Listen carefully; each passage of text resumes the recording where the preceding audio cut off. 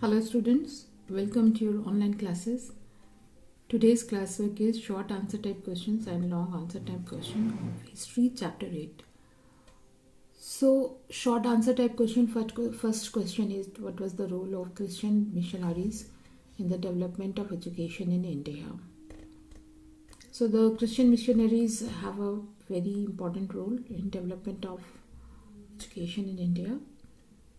It has a important thing is that it translated the Bible in 26 languages, and first missionary college was set up at Serampur.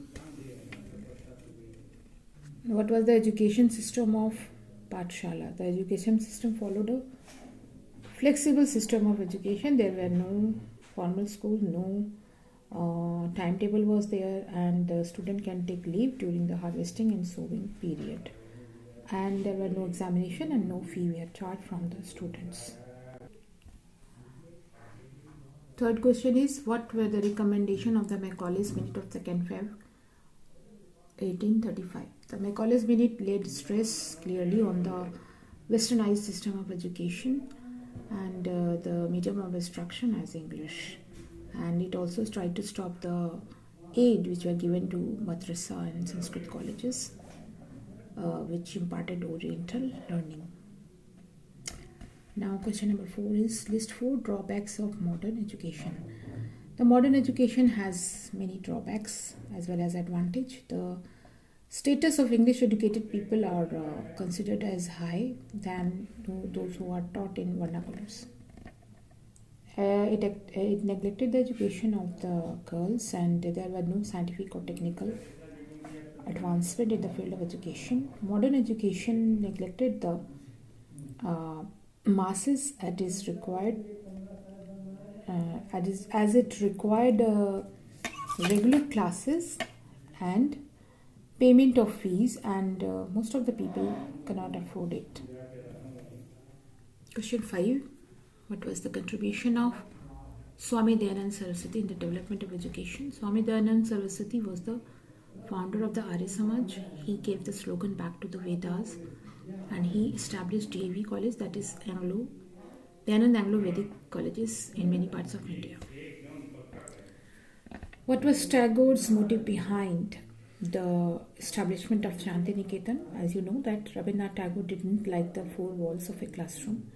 He wanted a free atmosphere for the students, so he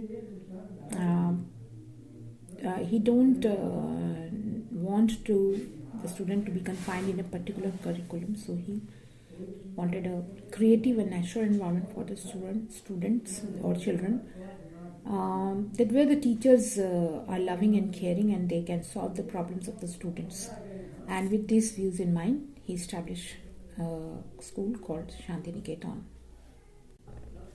Now the long answer type questions, where question number 2 and 4 you have to do. What was the Magna Carta of English education? Let's see salient features. The Magna Carta of English education was the Wood's Dispatch of 1854. The salient features was westernized education was the aim of the government. Medium of instruction was English. Provisions were made for setting up vernacular schools at primary levels and high schools and colleges. Anglo vernacular schools were established. Grants and aids were provided to encourage the education system. There was a Department of Public Instruction, and provisions were made for the universities of Bombay, Calcutta, and Madras. And teachers' training institutions were recommended. They supported the cause of girls' education. Now,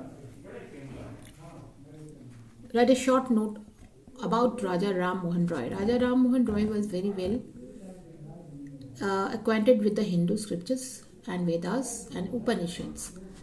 He was a linguist. Linguist means he known very many languages, and he has studied Sanskrit, Persian, Arabic, English, Latin, and Greek.